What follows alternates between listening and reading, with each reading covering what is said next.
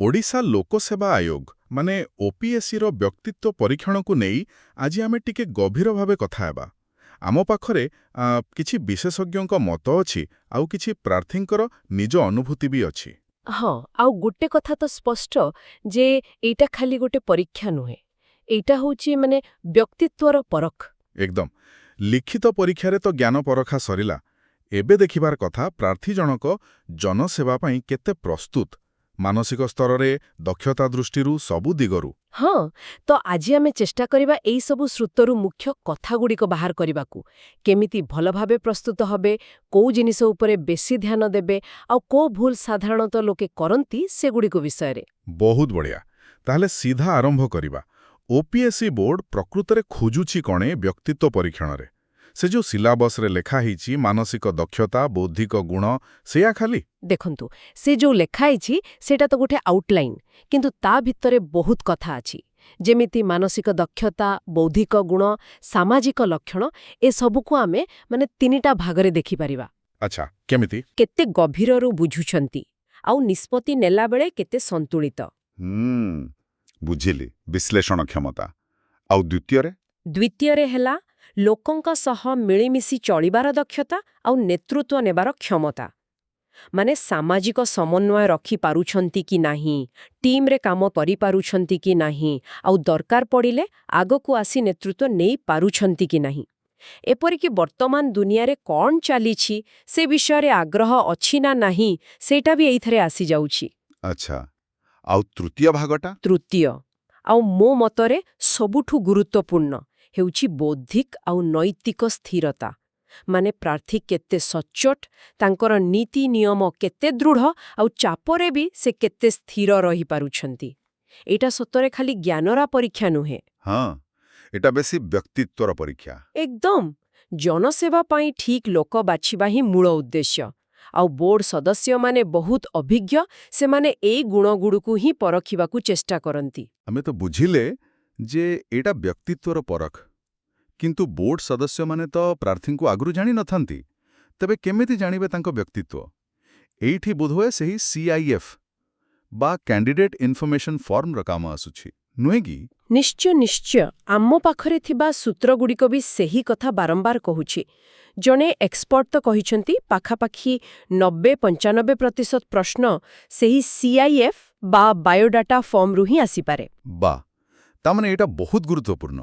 हाँ एटा हेला आपणकर पूरा क्यारियर रो गोटे रेकॉर्ड आउ इंटरव्यूटा साधारणतः एइठु ही आरंभ हुए तेणु एहाकू हल्का भावे नेबा माने बहुत बड़ भूल। ताले ए सीआईएफ फॉर्म रु केमतिका प्रश्न आसी पारे खाली तथ्य पचारिबो ना आउ किछि देखंतु प्रश्नटा हुए तो तथ्य परि लागिबो किंतु ता पछरे उद्देश्य थिबो आपणकर व्यक्तित्व को बुझिबा जेमिति कि आपणक पाठ पढ़ा को स्कूल को कॉलेज ए नारो किछि खास कथा अछि कि सेठी कोन सिखिले तारो कारण कोन से समय रे कोन कले एम्ति आ से हॉबीज कथा बा ऑप्शनल सब्जेक्ट काहे कि नेले से सबु निश्चय हॉबी गुडिको आपणक व्यक्तित्वर आउ गोटे दिग देखाए जदि लेखिछंती माने ता उपरे किछि भी प्रश्न आसी पारे काहे कि एई हॉबी एथिरो कोन मिले सेमिति ऑप्शनल विषय काहे कि बछिले एटा प्रशासन रे केमती सहाय्य करिवो आ तो निज जिल्ला कथा अछि जिल्लार भल मंद समस्या संभावना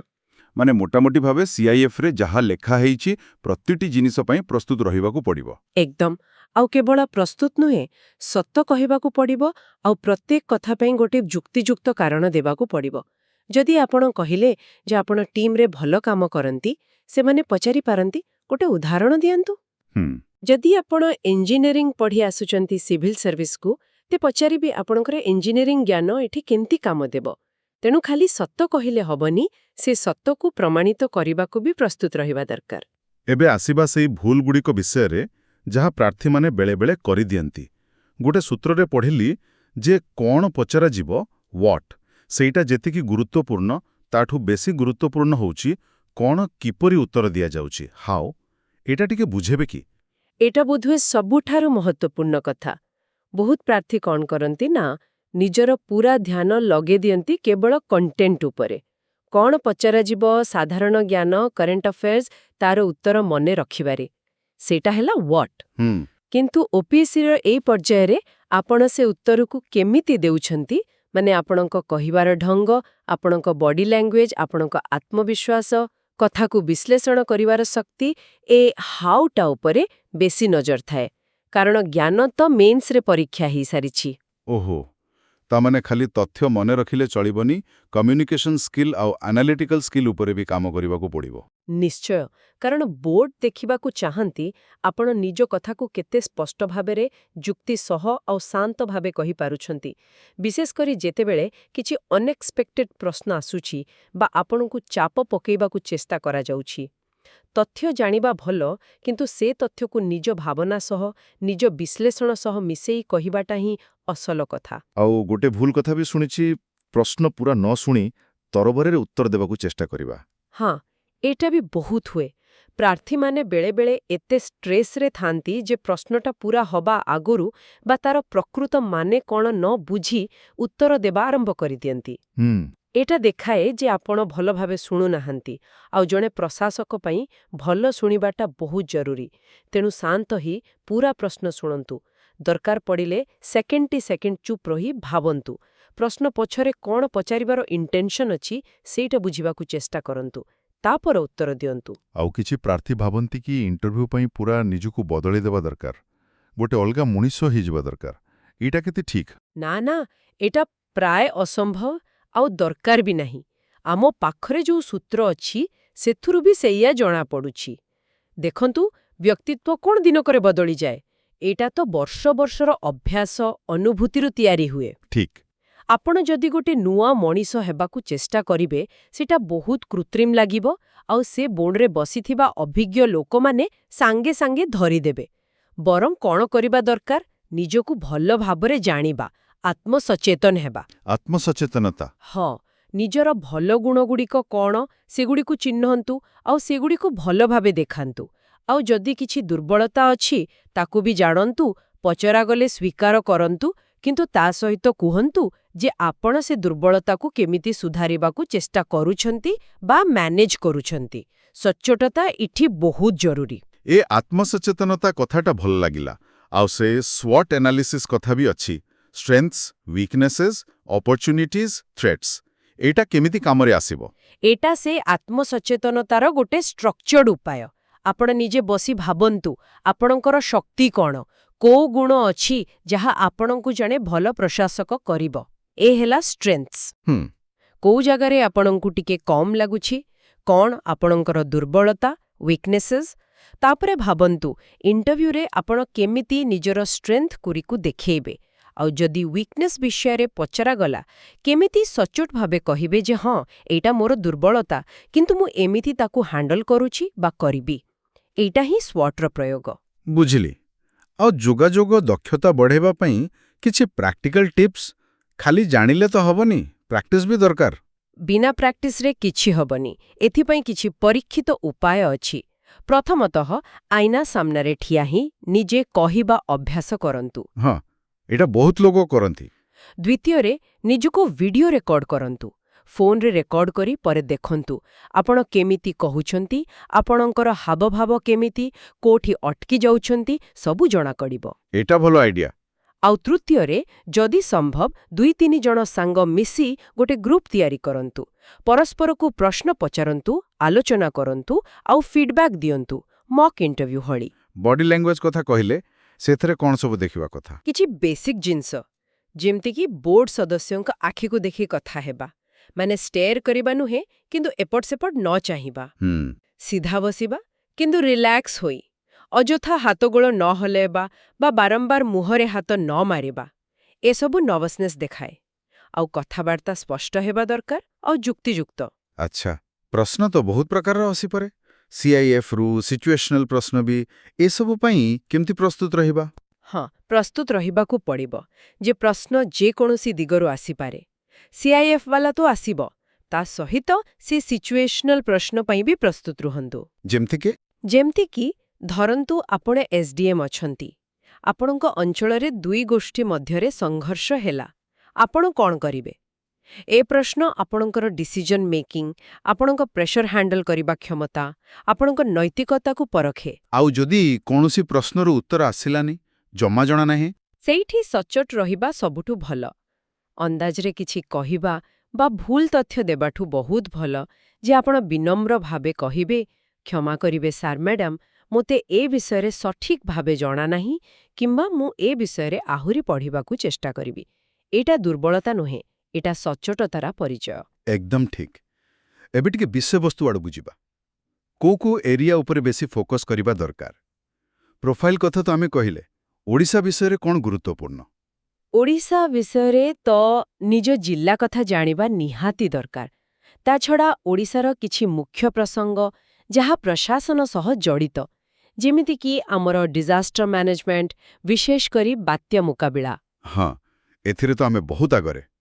ହଁ, ତ ସେ ବିଷୟରେ ଜାଣିବା ଆମର ସଫଳତା ଆଉ କ'ଣ ଭଲ ହେଇପାରିବ ଏସବୁ। ଏଇଟା ଖାଲି ତଥ୍ୟ ନୁହେଁ, ଏଇଟା ଆପଣଙ୍କ ପ୍ରୋବ୍ଲେମ ସଲ୍ଭିଂ ସ୍କିଲ୍ ଦେଖାଏ। ଆଉ ଶିଳ୍ପାୟନ ବା କୃଷି ବିଷୟରେ? ନିଶ୍ଚୟ। ଓଡ଼ିଶାର ଶିଳ୍ପାୟନ। ଆମ ପାଖରେ ଏତେ ଖଣିଜ ସମ୍ପଦ ଅଛି, କିନ୍ତୁ ମ୍ୟାନୁଫ୍ୟାକ୍ଚରିଂ ସେକ୍ଟର କେତେ ଆଗେଇଛି? ଏନ୍ଭାଇରନମେଣ୍ଟ ଆଉ ଡେଭଲପମେଣ୍ଟ ଭିତରେ ବାଲାନ୍ସ କେମିତି ରଖାଯିବ? ସେମିତି କୃଷି କ୍ଷେତ୍ରରେ ଚାଷୀଙ୍କ ଆୟ ବଢ଼ାଇବା ପାଇଁ ଯୋଜନା, ଯେମିତି କାଳିଆ, କେତେ ସଫଳ? ମହିଳାଙ୍କ ସୁରକ୍ଷା, ସଶକ୍ତିକରଣ, ଏମିତି ଅନେକ ପ୍ରସଙ୍ଗ। ଏସବୁ ବିଷୟରେ ଖାଲି ତଥ୍ୟ ନୁହେଁ, ନିଜର ଗୋଟେ ବ୍ୟାଲେନ୍ସଡ ମତାମତ ତିଆରି କରିବା ଦରକାର। ଆଉ ଓଡ଼ିଶା ବାହାରକୁ ଯଦି ଦେଖିବା, ଜାତୀୟ ବା ଆନ୍ତର୍ଜାତୀୟ ସ୍ତରରେ? ସେଠି ବି ବୋର୍ଡ ଦେଖିବ ଆପଣଙ୍କ ଦୃଷ୍ଟିକୋଣ କେତେ ବ୍ୟାପକ। ଭାରତର ପଡ଼ୋଶୀ ଦେଶ, ବଡ଼ ବଡ଼ ଦେଶ ଆମେରିକା, ଚୀନ, ରୁଷ ସହ ସମ୍ପର୍କ।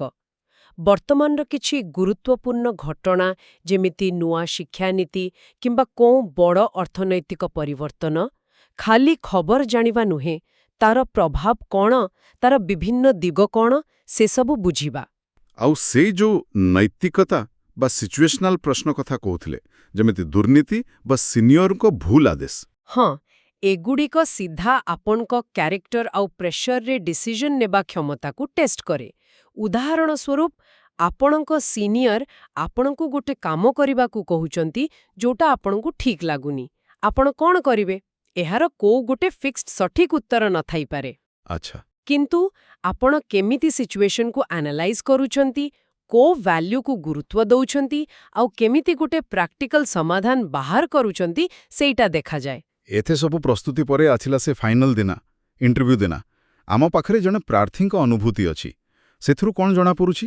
କେମିତି ଥାଏ ମାହୋଲ? ସେଇ ଅନୁଭୂତି ଅନୁସାରେ ମାହୋଲଟା ବରଂ ବେଶ୍ ଶାନ୍ତ ଆଉ ଫ୍ରେଣ୍ଡଲି ଥିଲା। ଯେମିତି ଭୟ ଥାଏ, ସେମିତି କିଛି ନୁହେଁ। ବୋର୍ଡ ସଦସ୍ୟମାନେ ଆରାମରେ କଥାବାର୍ତ୍ତା କରୁଥିଲେ। ଏଥିରୁ ଜଣାପଡ଼ୁଛି ଏଟା ଇଣ୍ଟରୋଗେସନ ନୁହେଁ, ଏକ କନଭରସେସନ। ଏଟା ଗୁରୁତ୍ୱପୂର୍ଣ୍ଣ କଥା। ଆଉ ପ୍ରଶ୍ନ ବି ବହୁତ ରେଞ୍ଜର ଥିଲା। ତାଙ୍କ ନିଜ ଇଞ୍ଜିନିୟରିଂ ବ୍ୟାକଗ୍ରାଉଣ୍ଡରୁ ନେଇକି ଇକୋନୋମିକ୍ସ, ପଲିଟିକ୍ସ, ସୋଶାଲ ଇସ୍ୟୁଜ, ଏପରିକି ଓଡ଼ିଶାର ଏଆଇ ନ୍ୟୁଜ୍ ରିଡର ଲିସା ବିଷୟରେ ବି ପଚରାଯାଇଥିଲା। ମାନେ ପ୍ରସ୍ତୁତି ପୁରା ୱାଇଡ୍ ହବା ଦରକାର। ହଁ, କିନ୍ତୁ ସେଦିନ ଶାନ୍ତ ରହିବାଟା ବି ସେତିକି ହିଁ ଜରୁରୀ। ଏତେ ପ୍ରକାର ପ୍ରଶ୍ନ ପାଇଁ ତ ଆତ୍ମବିଶ୍ୱାସ ନିହାତି ଦରକାର। ଗୋଟେ ସୂତ୍ରରେ ସିଂହ ମାନସିକତା ବା ଲାୟନ ମାଇଣ୍ଡସେଟ୍ କଥା କୁହାଯାଇଛି। ଏହାର ମାନେ କ'ଣ? ବେଶୀ ଆଗ୍ରେସିଭ୍ ହେବା? ନା, ଆଦୌ ନୁହେଁ। ଲାୟନ ମାଇଣ୍ଡସେଟ୍ ମାନେ ଅହଙ୍କାର ନୁହେଁ। ଏହାର ମାନେ ହେଲା ଆତ୍ମବିଶ୍ୱାସ, ଗୋଟେ ପଜିଟିଭ୍ ଆଟିଟ୍ୟୁଡ, ନିଜକୁ ଜଣେ ଭାବି ଅଧିକାରୀ ଭାବେ ଦେଖିବା, ସେଇ ଗାରିମା ଆଉ ଦାୟିତ୍ୱବୋଧ ନେଇ କଥା ହେବା।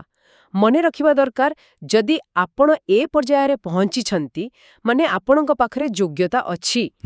ଏଇଟା ଗୋଟେ ସୁଯୋଗ ନିଜକୁ ଦେଖେଇବାର, ଡରିବାର ନୁହେଁ। କିନ୍ତୁ ହଁ, ଏ ଆତ୍ମବିଶ୍ୱାସ ସହିତ ବିନମ୍ରତା ବି ରହିବା ଦରକାର। ଆଉ ଗୋଟେ ମଜା କଥା ଥିଲା ସେଥିରେ, ଇଣ୍ଟରଭ୍ୟୁରେ ପ୍ରାର୍ଥୀ ହେଉଛନ୍ତି ଡ୍ରାଇଭର ଓ ବୋର୍ଡ ସଦସ୍ୟ ପ୍ୟାସେଞ୍ଜର। ଏଇଟା ବଡ଼ ଇଣ୍ଟରେଷ୍ଟିଂ। ଏହାର ମାନେ କ'ଣ? ଆମେ କ'ଣ ଇଣ୍ଟରଭ୍ୟୁକୁ କଣ୍ଟ୍ରୋଲ କରିପାରିବା? ହଁ, ଏଇଟା ଗୋଟେ ଭଲ ଆନାଲୋଜି। ଏହାର ମାନେ ନୁହେଁ ଯେ ଆପଣ ବୋର୍ଡକୁ ଡାଇରେକ୍ସନ ଦେବେ।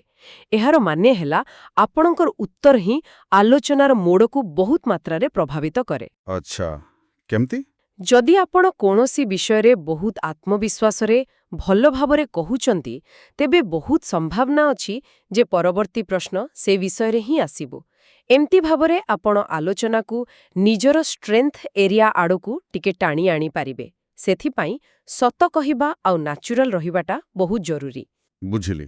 ଆଉ ଶେଷରେ ଏତେ ପ୍ରସ୍ତୁତି ପରେ ବି ସେଇ ଦିନର ପରଫର୍ମାନ୍ସର ମହତ୍ତ୍ୱ କେତେ?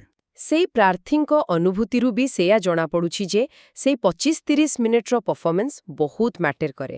ମାର୍କରେ ବହୁତ ଫରକ ଆସିପାରେ। ଓହୋ। ହଁ, ସମାନ ଜ୍ଞାନ ଥିବା ପିଲାଙ୍କ ଭିତରେ ବି କିଏ କେତେ ଶାନ୍ତ ରହି ସ୍ପଷ୍ଟ ଭାବେ କନଫିଡେନ୍ସରେ ନିଜକୁ ପ୍ରେଜେଣ୍ଟ କରିପାରୁଛି, ସେଇଟା ବହୁତ ବଡ଼ ଫ୍ୟାକ୍ଟର ହେଇଯାଏ। କିଛି ମାତ୍ରାରେ ଭାଗ୍ୟ ବି ଥାଇପାରେ, କିନ୍ତୁ ବେଶୀ ଭାଗ ନିର୍ଭର କରେ ଆପଣଙ୍କର ପ୍ରସ୍ତୁତି ଆଉ ସେଇ ମୋମେଣ୍ଟରେ ଆପଣଙ୍କର ମାଇଣ୍ଡସେଟ୍ ଉପରେ। ଯେମିତି କହନ୍ତି 90% ପ୍ରଚେଷ୍ଟା ଆଉ 10% ଭାଗ୍ୟ। ତାହେଲେ ଆଜିର ଏହି ଆଲୋଚନାରୁ ମୁଖ୍ୟ ଶିକ୍ଷା କ'ଣ ରହିଲା? କ'ଣ ମନେ ରଖିବା କଥା? ଯଦି ମୁଁ ସମରାଇଜ୍ କରିବି, ତେବେ 4-5ଟା ମୁଖ୍ୟ କଥା। ପ୍ରଥମ, ଏଇଟା ବ୍ୟକ୍ତିତ୍ୱର ପରୀକ୍ଷା, ଖାଲି ଜ୍ଞାନର ନୁହେଁ। ଦ୍ୱିତୀୟ, ଆପଣଙ୍କ CIF ବା ପ୍ରୋଫାଇଲ୍ ହେଉଛି ଚାବିକାଠି, ତାକୁ ଭଲ ଭାବେ ପ୍ରସ୍ତୁତ କରନ୍ତୁ। ତୃତୀୟ, କ'ଣ କହିବେ ତାଠୁ ବେଶୀ ଗୁରୁତ୍ୱପୂର୍ଣ୍ଣ କିପରି କହିବେ।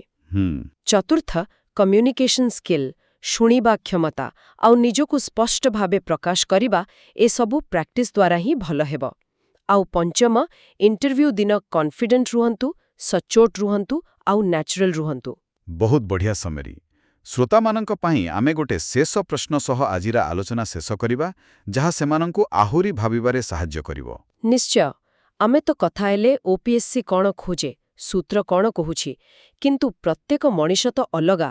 ତେଣୁ ଶ୍ରୋତା ନିଜେ ଭାବନ୍ତୁ, ତାଙ୍କ ଭିତରେ ଏମିତି କୋଉ ଗୋଟେ ୟୁନିକ୍ ଗୁଣ ବା ଦୃଷ୍ଟିକୋଣ ଅଛି, ଯାହା ହୁଏତ ଆଜି ଆମେ କଥା ହେଇନୁ, କିନ୍ତୁ ତାଙ୍କୁ ଲାଗୁଛି ଯେ ସେଇଟା ଜନସେବା ପାଇଁ ବହୁତ ମୂଲ୍ୟବାନ ଏବଂ ସେଇଟାକୁ ସେ ବୋର୍ଡ ଆଗରେ ନିଶ୍ଚୟ ଦେଖାଇବାକୁ ଚାହିଁବେ।